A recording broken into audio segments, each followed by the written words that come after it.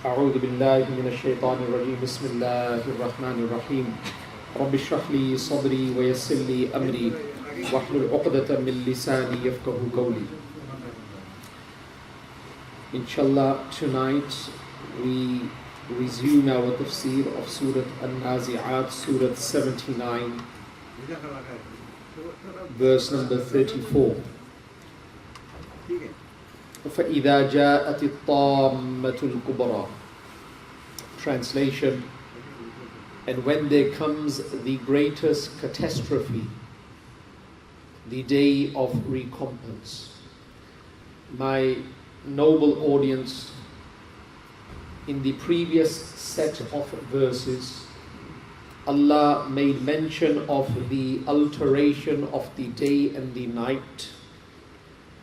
Allah spoke about the magnificent roof that is above us, known as the sky. Allah Almighty spoke about the mountains that Allah has placed on the earth, so on and so forth. And if we were to study these visible changes that take place nearly every day, we can clearly understand that this is a revolution, it is a change. So now Allah speaks about the greatest catastrophe.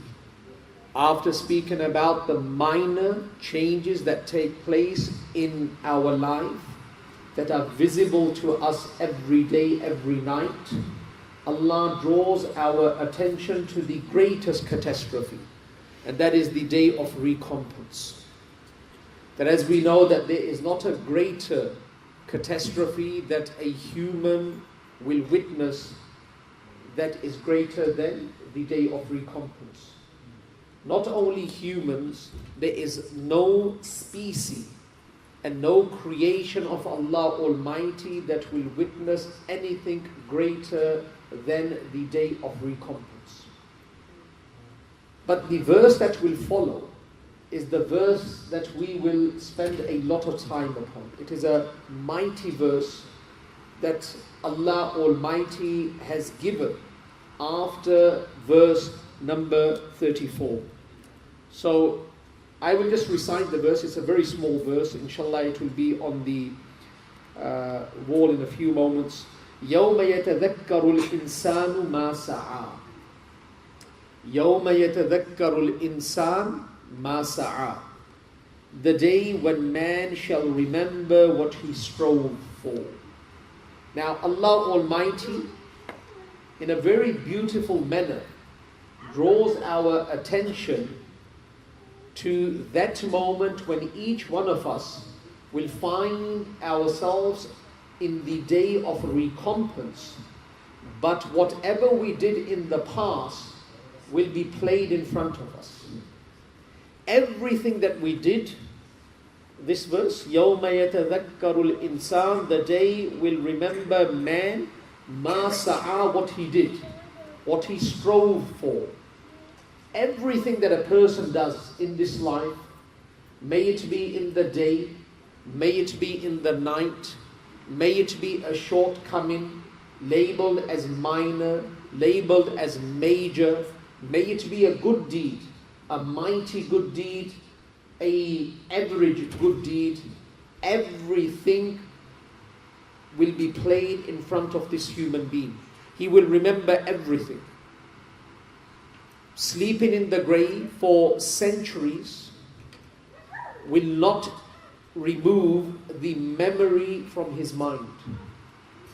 If one person has lived for 950 years, or one person has lived for 60 years, and he has been resting in his grave for hundreds of years, when he stands up on the day of judgment, and it is the time for Hisab Kitab, his entire life will be vivid. It will be very, very clear to him.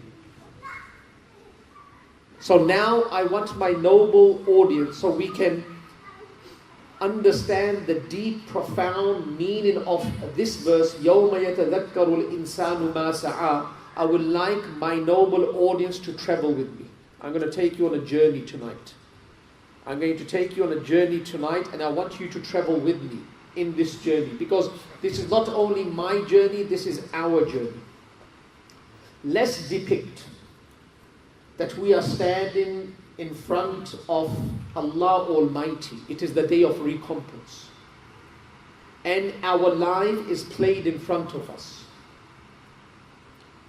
Now I want you to pause for a split moment. Right now, me and you have not completed our entire life. Right now, we have not completed our entire life.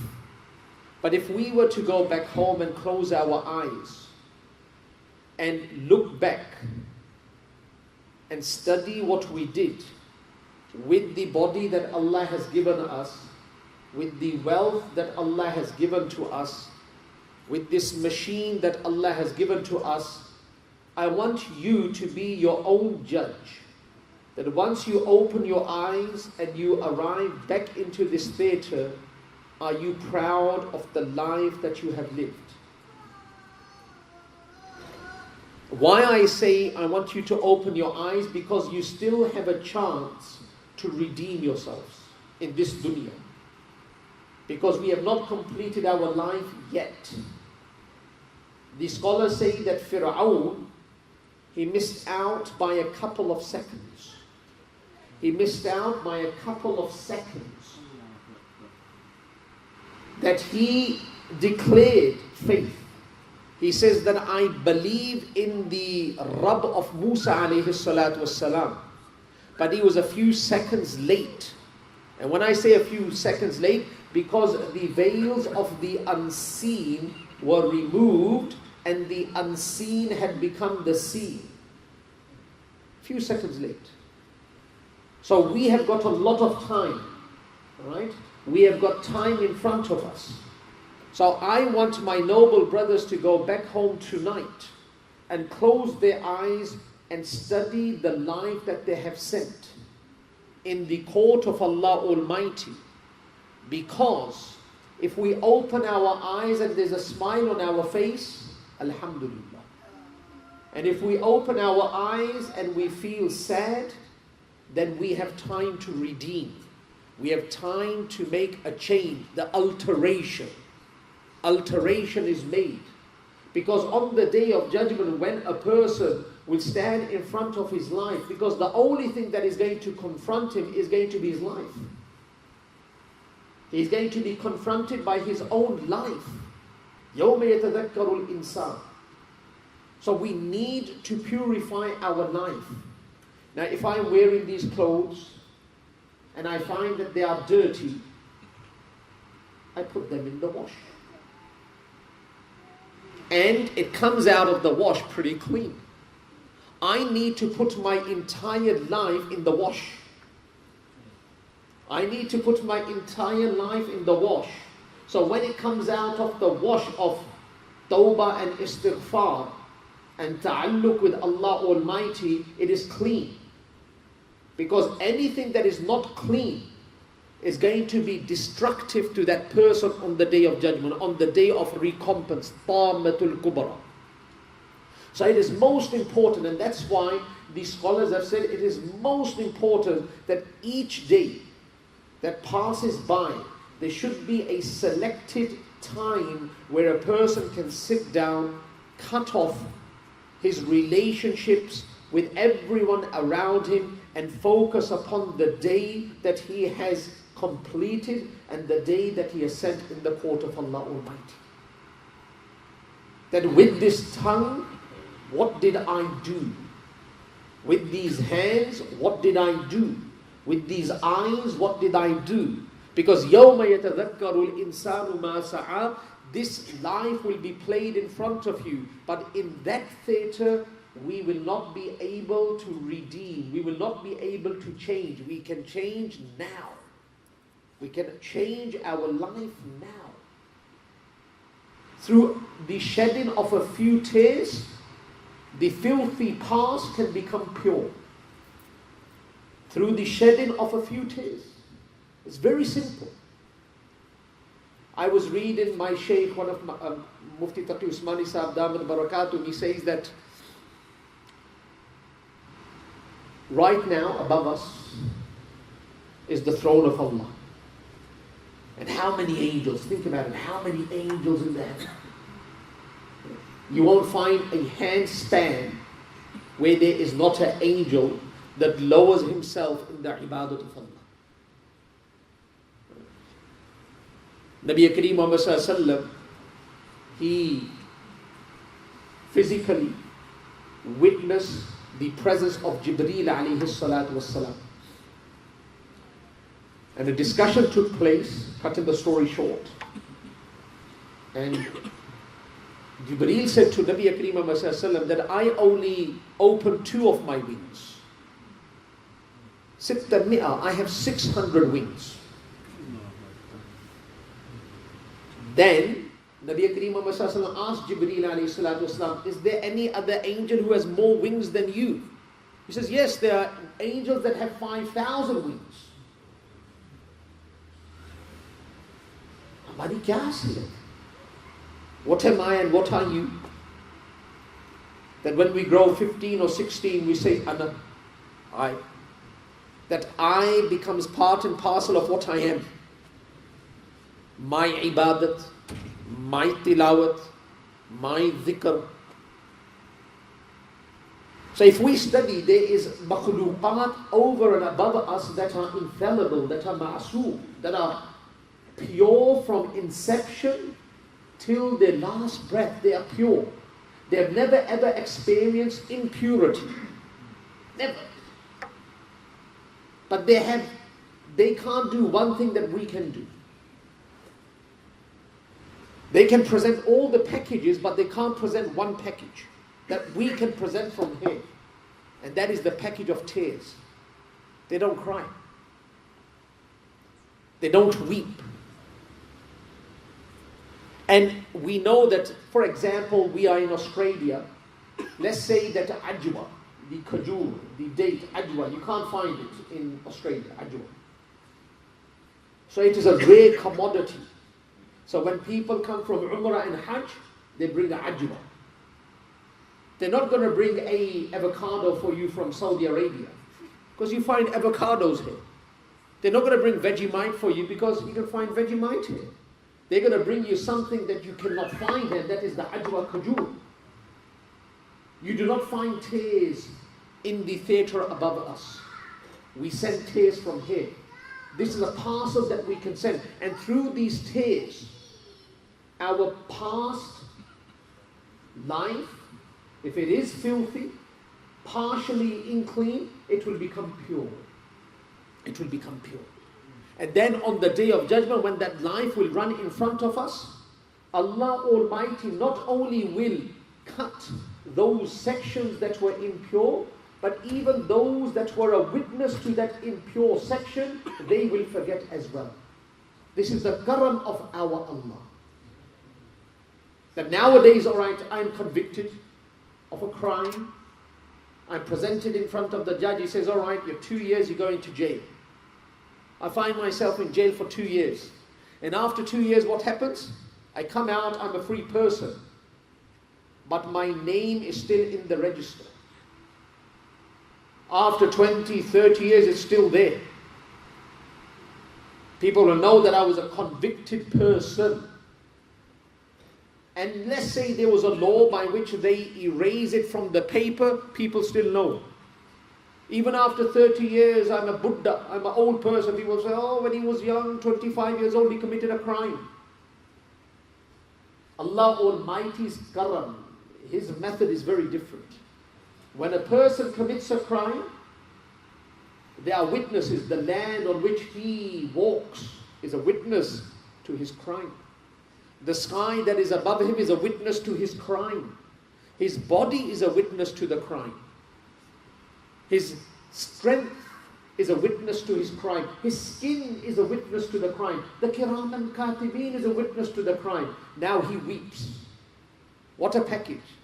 Angels can't present this package. He weeps. He says, Ya Allah, I faltered. I made a mistake. Now Allah Almighty erases this from the book and erases it from the mind of all the witnesses. They do not remember. It is only between him and Allah. Allah will not forget. But everyone that was a witness will not remember the event. That is the karam of Allah. يَوْمَ يَتَذَكَّرُ الْإِنسَانُ مَا سَعَى. That a person, he will stand and his entire life flows in front of him. Now, I'm going to draw your attention to something. Our entire lecture is upon this ayat.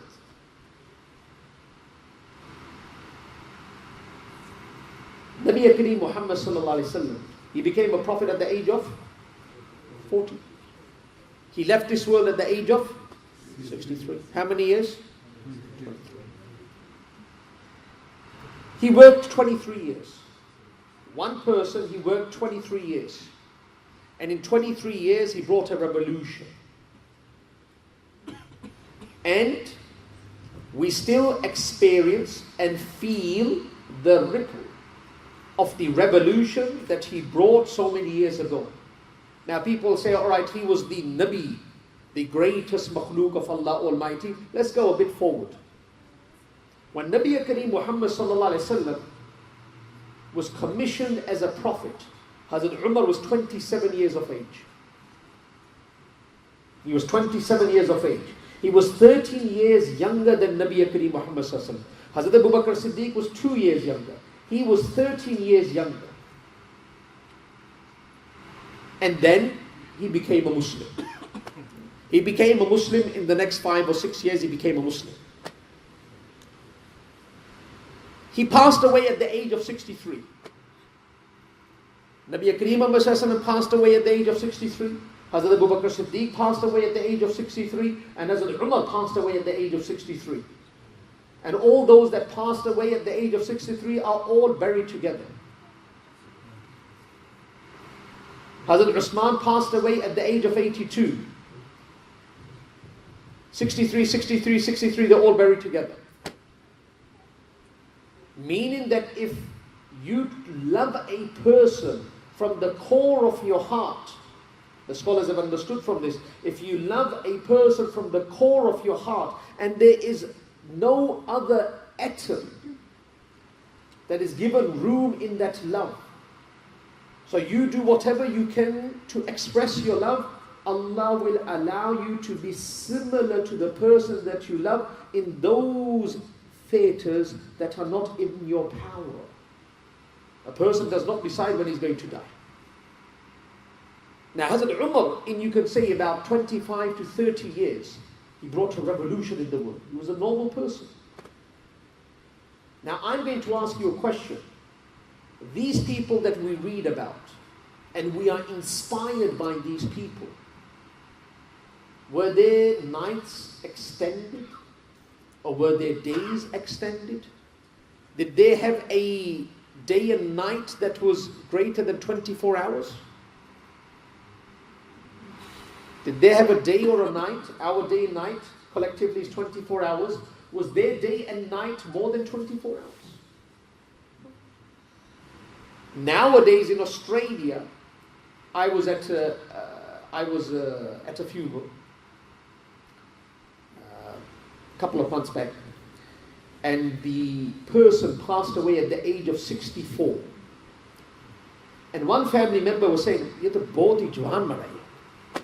He died when he was young." So what do you mean he was young? So 64 is young.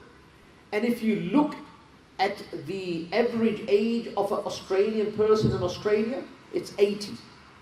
You go to the cemetery, they do not die until they eat the last dime of their superannuation.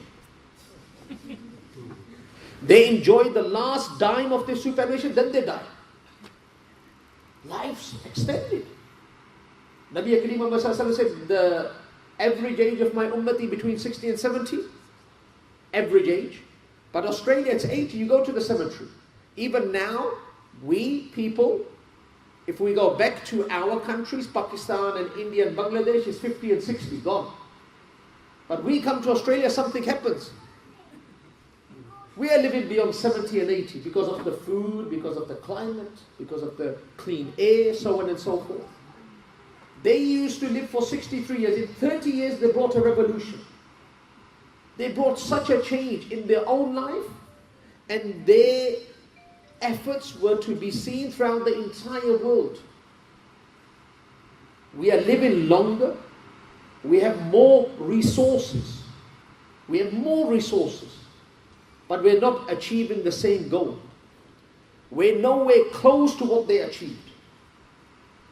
يَوْمَ يَتَذَكَّرُ الْإِنسَانُ مَا سَعَى. So we have to think that if they could do so much with little resources, in little time, why can't we, with so many resources, in much more time, achieve half of what they achieved?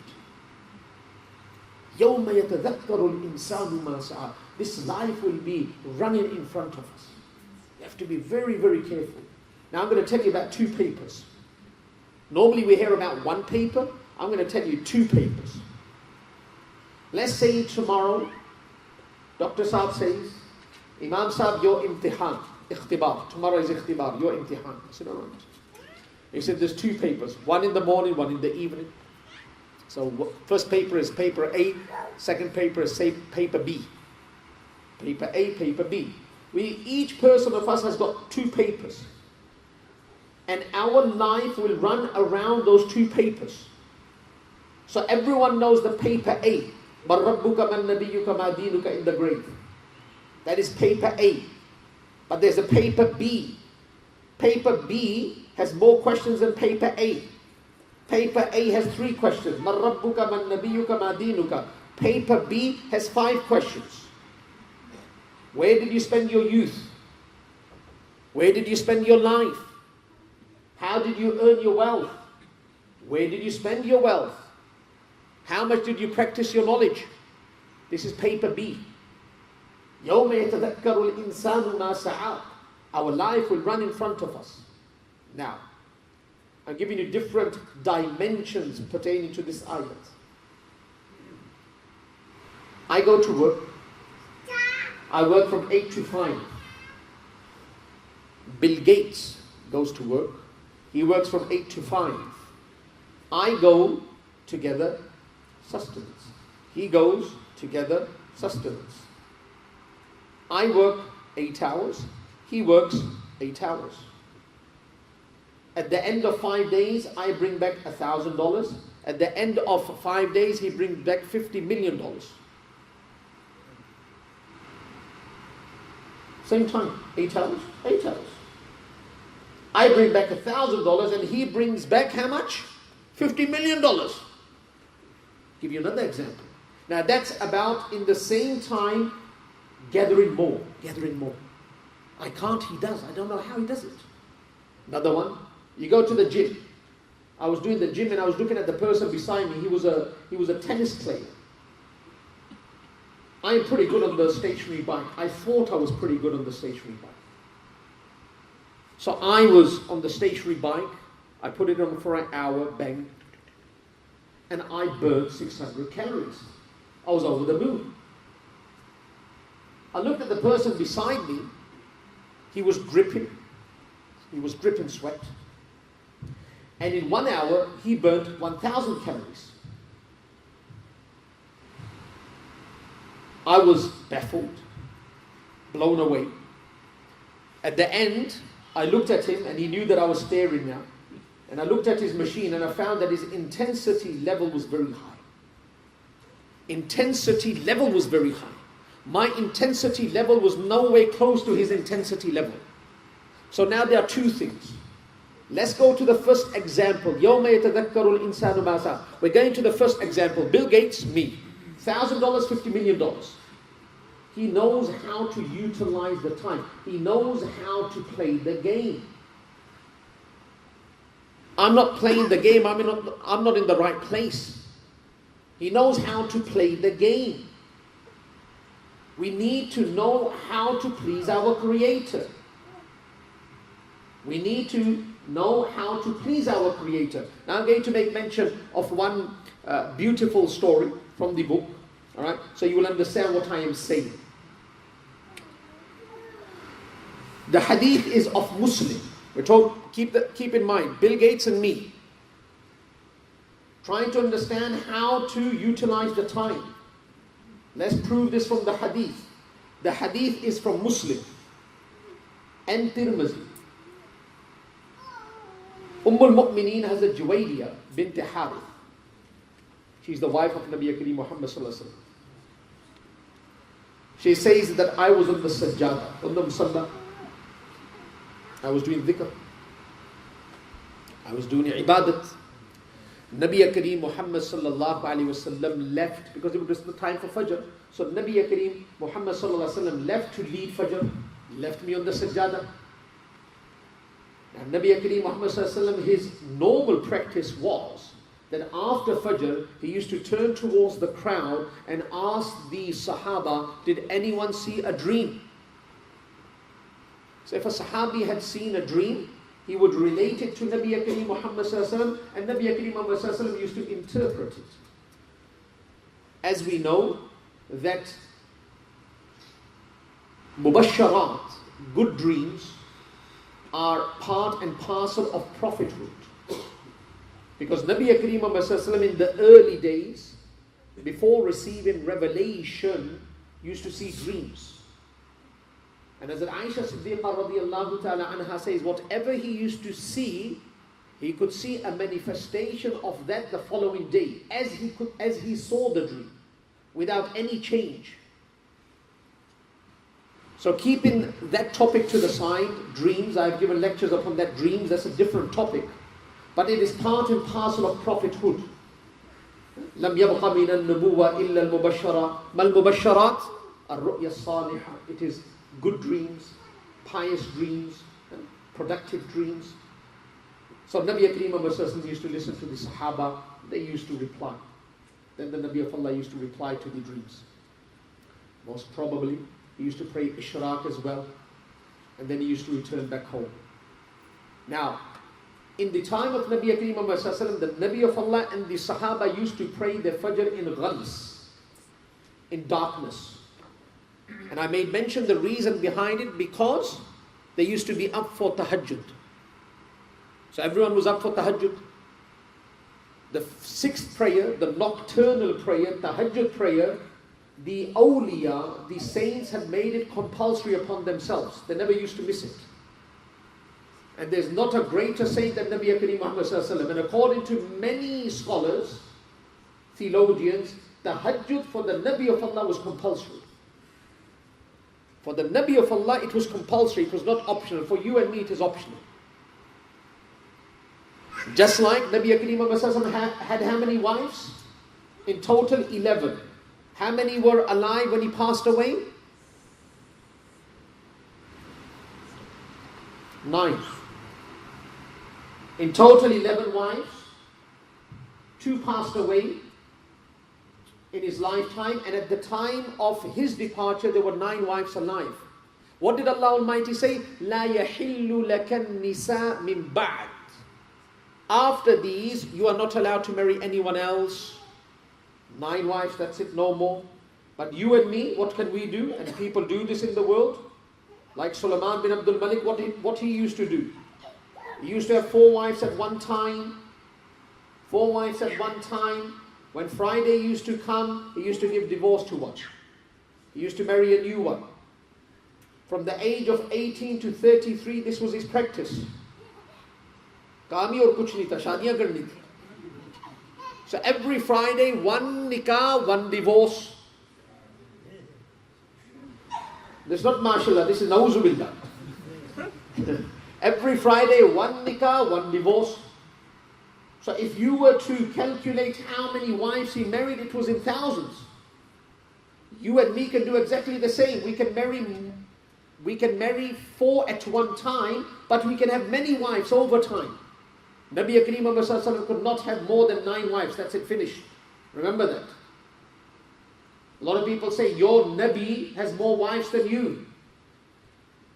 He had 9. You can only have 4. We would say we can only have 4 at one time. The Nabi of Allah could only have 9. We can have many after that. So upon Nabi Kareem Muhammad tahajjud was compulsory according to most of the scholars. So they used to pray in ghalas. They used to pray in darkness. So then they used to wait. Their tilawat was a bit lengthier than our tilawat. Hazrat Umar radiallahu ta'ala an Fajr, he used to pray Surah Yusuf. If our Imam starts Surah Yusuf, the most probably tomorrow the Qabristan will be half full. Don't have the himmat. And I say to the A'imma, pray short. Ummah is not at that level. Imams show all their taqwa in the namaz. 20 times Subhan Rabbiyal Azim, and the people behind, they lose focus. This is not the time to show taqwa. You want to show your taqwa as an imam, you show it in your individual prayers. You show it in your tahajjud. Don't disturb the people. People don't have the ability. After 3 Subhan Rabbiyal Azim, their mind wanders. That's why the fuqaha say 5 times, no more than 5 times. Mu'az ibn Jabal, the imam of all the imams on the Day of Judgment, he will be carrying the flag. Mu'az ibn Jabal radiallahu ta'ala, somebody made a shikayat. Somebody complained to Nabi Kareem Muhammad sallallahu alaihi wasallam that his prayer is very lengthy. Nabi Kareem Muhammad sallallahu alaihi wasallam reprimanded him, reproached him, said, what are you doing? Are you pushing people away from the masjid? In the ruku, Salatul Isha, 20 minutes? Kaun sa zulm hai? Why? Tarawih 3 hours? People don't have the ability. You're going to push people away from the masjid. That's why the word used in the hadith is takhfif. Very light, very short. Anyway, Nabi Kareem Muhammad sallallahu alaihi wasallam, he came back home. Now Hazrat Juwayriyah radiyallahu ta'ala anha, she was on the sajjada, she had not moved. She had not moved from the sajjada. So that's about, you could say about 2 hours, 2.5 hours, 3 hours. So Nabi Kareem Muhammad sallallahu alayhi wasallam arrived, and he said to Hazrat Juwayriyah radiyallahu ta'ala anha, that after my leaving, what have you been doing? And Hazrat Juwayriyah radiyallahu ta'ala anha, the Ummahatul Mu'mineen, she says, Ya Rasulullah, as you left me, that's where I have been. I have not moved. What have you been doing? I've been doing tilawat. I've been doing tilawat. I've been making dua. I've been making dhikr. Now I'm talking, where did I start this from? I started from the example of Bill Gates and me. He makes $50 million in 8 hours and I make $1,000 in 8 hours. So Nabi Kareem Muhammad sallallahu alaihi wasallam said, oh Juwayriyah, should I not tell you something? That when I left you, I said something a few times that may only take me 1 minute. But if what I did in 1 minute was to be compared what you did in 2.5 hours, what I said will be greater on the scale on the Day of Judgment. What I said in 1 minute will be greater than what you were doing for the last 2.5 hours, 3 hours. That means that Nabi Kareem Muhammad sallallahu alaihi wasallam directly and indirectly is educating us how to utilize the time, how to be the best merchant of a'mal salihah.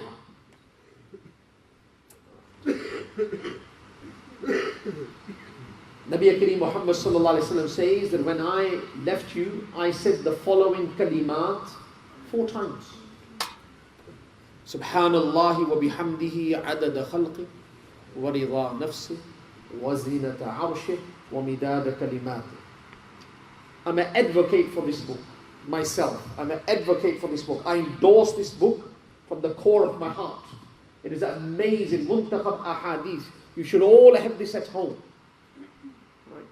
Compilation of many ahadith pertaining to different departments of our life.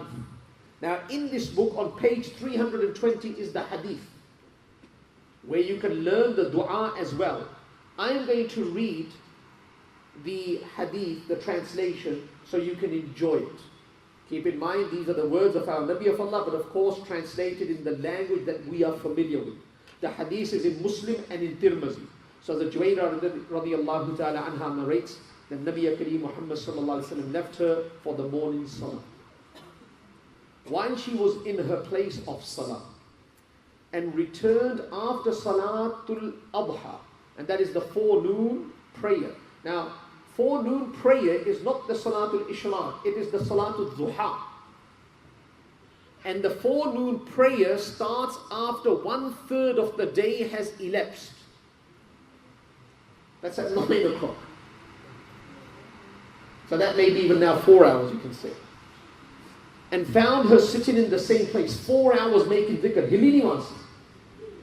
He asked, are you still in the same state, remembering Allah as I left you? She replied, yes. Nabi Kareem Muhammad sallallahu alaihi wasallam said, I have said 4 phrases 3 times. 4 phrases 3 times. If weighed against all that you have remembered Allah today, it would outweigh them. These phrases are translation now, because the Arabic, you're not going to capture the Arabic, you're going to have to learn this, alright? So the 4 phrases are, Subhanallahi wa bihamdihi. Glory be to Allah who is above all faults, and praise be to Him, number 1. Adada khalqih, to the number of His creation. We are praising Allah to the number of His creation. What is the number of His creation? We do not know. Small and large, visible, invisible, in this universe, we do not know. Warida nafsi, and to please His self. I am praising you to the amount that pleases you. Now, what is that amount? What is that level? We cannot comprehend. Wazinata arshi, and to the weight of His throne. As I have mentioned many a times, the largest creation of Allah Almighty in size is the arsh of Allah. There's nothing larger than the arsh of Allah in size. I just made mention of Jibreel. I mentioned of another angel of 5,000 wings.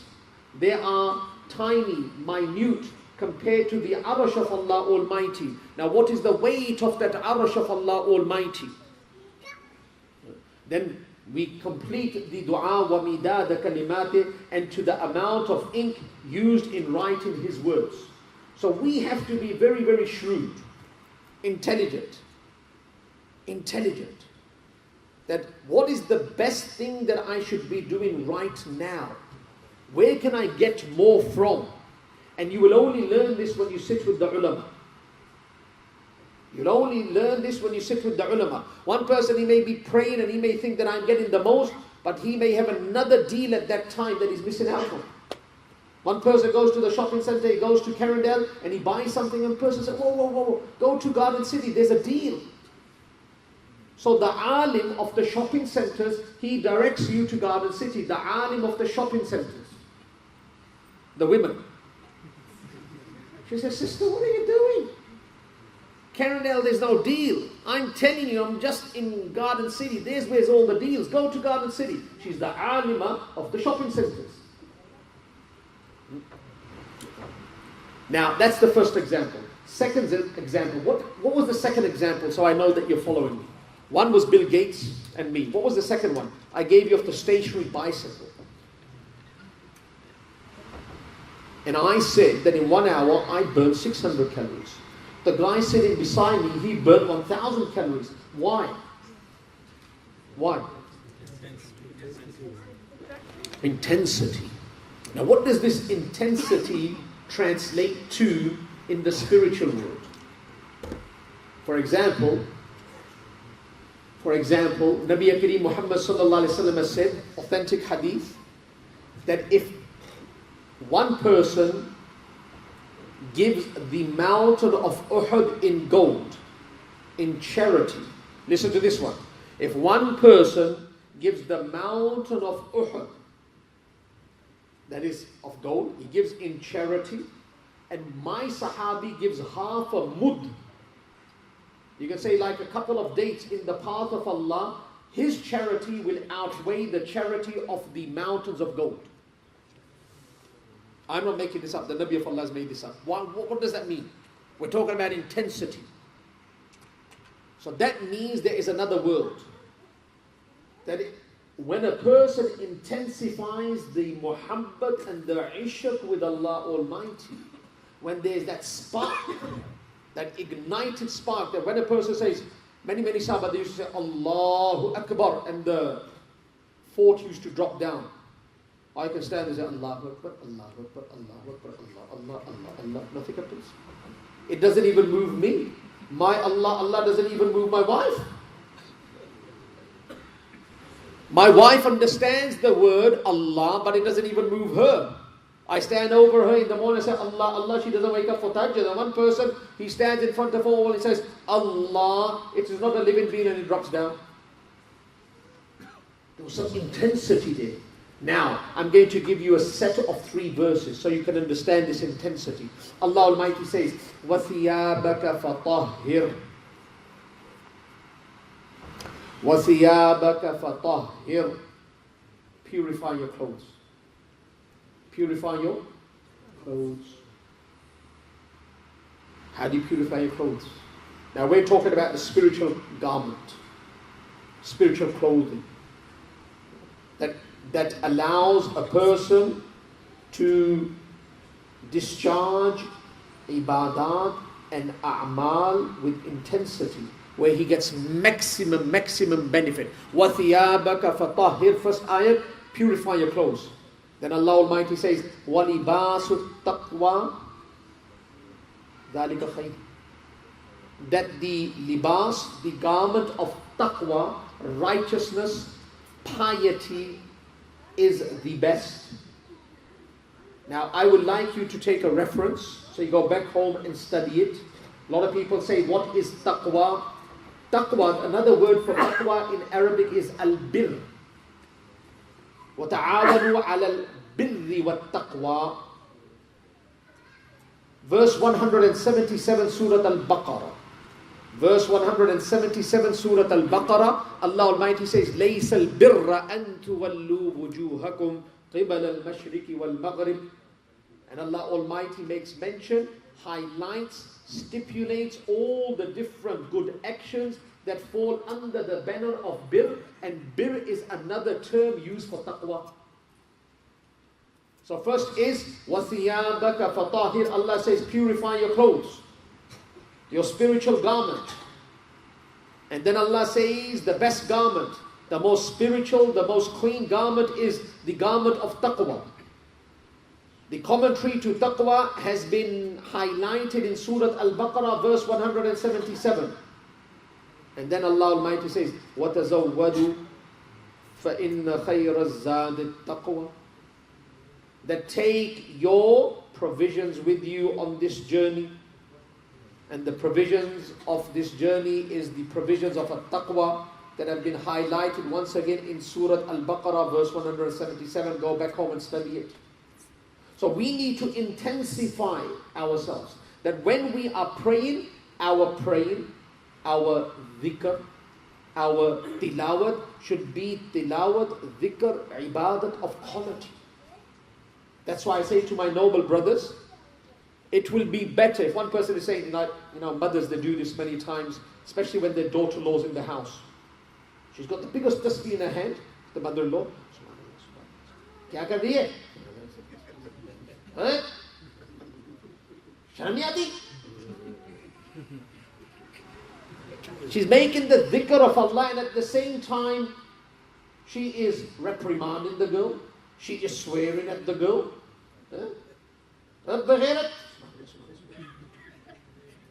Now that is dhikr, but no quality.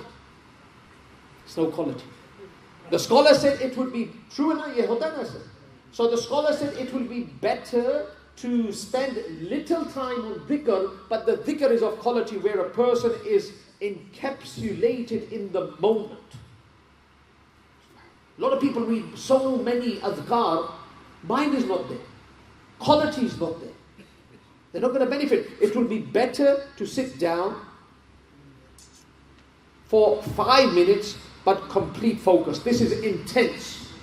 One person, he will spend 1 hour, he will burn 600 calories, 600 good deeds, and this person will spend 5 minutes with intensity, with quality, with khushu and khudu, and he will gain 10,000 good deeds.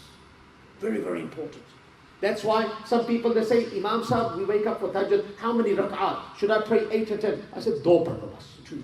Good 2, that's it. 2 good rak'at. Not 8 rak'ats. Not 20 rak'ats. 2 good rak'at. Where you know, alright, that's it. I'm a weak person. I need to go to sleep. I can't wake up. Alright, 8 rak'ats takes me half an hour. I'm going to spend 5 minutes. But I'm going to spend 5 minutes of quality, intense workout. You're going to get more reward. You're going to benefit more. يَوْمَ يَتَذَكَّرُ الْإِنسَانُ مَا سَعَى. Now, I'm going to make mention of one more gift, alright? So you can take this home. Keep in mind, the Nabi of Allah, not the Nabi of Allah, there's a proverb in Arabic. جِرْمُهُ صَغِيرٌ وَجُرْمُهُ كَبِيرٌ. It is amazing. جِرْمُهُ صَغِيرٌ وَجُرْمُهُ كَبِيرٌ. Alluding to the tongue. Jirm means size. Jirmuhu saghir, the size is very small. Wajurmuhu, but the crime that it commits, it's massive. The size is very small. You pull it out and it'll be about this long, true? This wide, this long. But the crime that it commits, oh, it's massive. This tongue commits a crime that a person finds himself on the day of recompense, Tamatul Kubra, and he cannot be forgiven. He has committed shirk. What a crime. He won't be forgiven. That's the crime of the tongue. Now, يَوْمَ يَتَذَكَّرُ الْإِنسَانُ مَا سَعَى. The life will be played in front of him. Let's do one thing today. Let's try to commit the tongue. I was talking about quality a few moments ago. We should be quality, but let's try to navigate our tongue during the day to the best of our ability. Navigate it. Because this tongue is the body part that is going to send us to the valley of destruction. We need to control this tongue. Need to control this tongue. And the best way to control it is don't leave it unused. Alright? I spoke about quality a few moments ago. Subhanallah, subhanallah, without the mind and without the heart, without the soul, without conviction, is better than it. Subhanallah is better than that. So keep the tongue moist with the dhikr of Allah. Now it's human nature that a person does not want to do something or say something if he doesn't find benefit in it. True? So I'm going to tell you something amazing today that you have heard before, but there's a probability it has escaped your mind. The reward of a few adhkar that you all know. And when we keep the reward in mind, it's easy for us to keep the tongue used.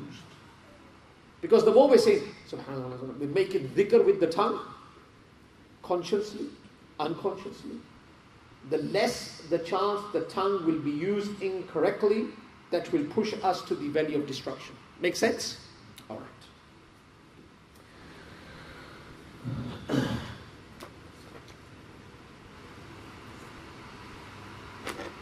All right, I'm going to read from the book, so we get a good translation. Now this hadith has been reported by Imam Ahmad in his Musnad Ahmad and by Imam Nisa'i. Now Nisa'i is one of the 6 books, the Sahih Sittah. And Imam Ahmad bin Hanbal's Musnad Ahmad is one of the early compilations of ahadith. So Hani bint Abu Talib radiyallahu ta'ala anha, and this is that noble lady that was the host to the Nabi of Allah. When Nabi Kareem Muhammad was lying and resting, and Jibreel and Mikael came through the roof to collect him, to take him into the heavens. It was the house of Hani. So Hani radiyallahu ta'ala anha, she says that one day Rasulullah sallallahu alayhi wasallam came to our house. I said, oh Rasulullah, Hani buri hogi, she's old now, she's old. Now, they were old physically. That means that they could not commit to the endeavor that they had committed when they were young. I believe right now, even if we are young, we are old compared to them. So this hadith and this response of the Nabi of Allah applies to us. We are weak. I consider myself to be weak. Right? And I think we are all weak in that respect. So Hani says, Ya Rasulullah, ma taburi hogi, I'm weak. Right? So, O Rasul, tell me of some deed that I may do while sitting down, just doing it. Right? Rasulullah sallallahu alayhi wa sallam said, say Subhanallah mi'ata marrah. Now who doesn't know Subhanallah? All of us know Subhanallah. Say Subhanallah mi'ata marrah, 100 times. فَإِنَّهَا تَعْدِلُ لَكِ مِئَةِ رَكَبَةٍ تُعْتِقِينِهَا مِنْ وُلْدِ إِسْمَاعِيلِ. It's amazing. Say Subhanallah 100 times. If you do, its reward is like setting free 100 slaves from the descendants of Ismail. Meaning from the forefathers of Nabi Kareem Muhammad sallallahu alaihi wasallam, you are freeing 100 slaves. It's like the Ahl Bayt. Not normal people. You are setting 100 people free from the family of Ismail, the family tree of Nabi Kareem Muhammad sallallahu alaihi wasallam. And what is the reward of setting one average person free? فَلَقْتَحَمَ الْعَقَبَةِ وَمَا أَدْرَاكَ مَا الْعَقَبَةِ فَكُّ رَقَبَةٍ. Under this Surah Balad, Surah Balad is the 90th surah of the glorious Quran. Under this ayat, فَكُّ رَقَبَةٍ, the scholars have made mention that Abdul Rahman ibn Auf, he freed 30,000 slaves. Abdullah ibn Umar, he freed 1,000 slaves. Imam Zainul Abidin freed a slave whose price was 10,000 dirham. That's 10,000 silver coins, or you can say 1,000 gold coins, dinar. Why? Because the Nabi of Allah said that if you free one person, for each part that you have freed, your body part will be granted emancipation from the fire of Jahannam. One person says Subhanallah 100 times. The reward is, he will get the reward of freeing 100 slaves from the progeny, from the descendants of Ismail alayhi salatu wasalam. Now when a person knows of this reward, why shouldn't he keep his tongue moist with Subhanallah, Subhanallah? But Nabi Kareem Muhammad sallallahu alaihi wasallam was approached by Hani, so he did not restrict her to the recitation of Subhanallah. He said, I'll give you a few more gems, which और भी मैं आपको दूंगा. Then Nabi Kareem Muhammad sallallahu alaihi wasallam said, say Alhamdulillah mi'ata marra. Say Alhamdulillah mi'ata marra. فَإِنَّهَا تَعْدِلُ لَكِ مِئَةَ فَرَسٍ. مِئَةَ فَرَسٍ مُسَرَّجَةٍ مُلْجَمَةٍ تَحْمِلِينَ عَلَيْهَا فِي سَبِيلِ اللَّهِ. Say Alhamdulillah 100 times. Its reward is like giving 100 horses fully equipped with saddles and reins in the path of Allah. A person can't go in the path of Allah himself, but he provides 100 horses with saddles, with the reins, fully equipped, ready to be taken. He will get the reward of that. Then Nabi Kareem Muhammad said, Hani, that's not it yet. There's more to come. Then Nabi Kareem Muhammad says, say Allahu Akbar 100 times. Allahu Akbar mi'ata marra. فَإِنَّهَا تَعْدِلُ لَكِ مِئَةَ بُدْنَ مُقَلَّدَةٍ مُتَقَبَّلَةٍ. Say Allahu Akbar 100 times. Its reward is like sacrificing 100 camels. When we go for Hajj, how many animals do we sacrifice? We sacrifice one goat, one share. One camel is 7 shares. You'll get the reward of not one goat, not one chicken. Not a chicken, not an egg. A camel, 7 shares. 100 camels with straps of sacrifice to their necks. These garlands, these straps that they used to have around their neck, this used to be an indication, a sign for the onlookers that this is a holy creature. Do not interfere, do not be deceitful, do not cheat, and do not steal. Let it go to its noble sanctuary because it has to be sacrificed. But many a times people used to steal, despite the garland. So Nabi Kareem Muhammad said, the 100 camels that you will get in reward are mutaqabbalatin, accepted. So 100 camels, and I was calculating 100 times 7, 700 qurbaniyah. You say Allahu Akbar 100 times, you get the reward of 700 qurbanis. And then Nabi Kareem Muhammad sallallahu alaihi wasallam said, say La ilaha illallah, none is worthy of worship but Allah, 100 times. Its reward fills the space between the sky and the earth that day. No one's deed will be better than yours, which would be accepted by Allah, except one who has done the same as you. So keep in mind, what we are going to try to do, we're going to try to be intense in our ibadah. We're going to try to do the best in the time we commit to. We're going to jirmuhu saghir wa jurhuhu kabir. We're going to try to navigate this tongue with piety. So I'm going to ask you, collectively you can tell me, what is the reward of Subhanallah 100 times?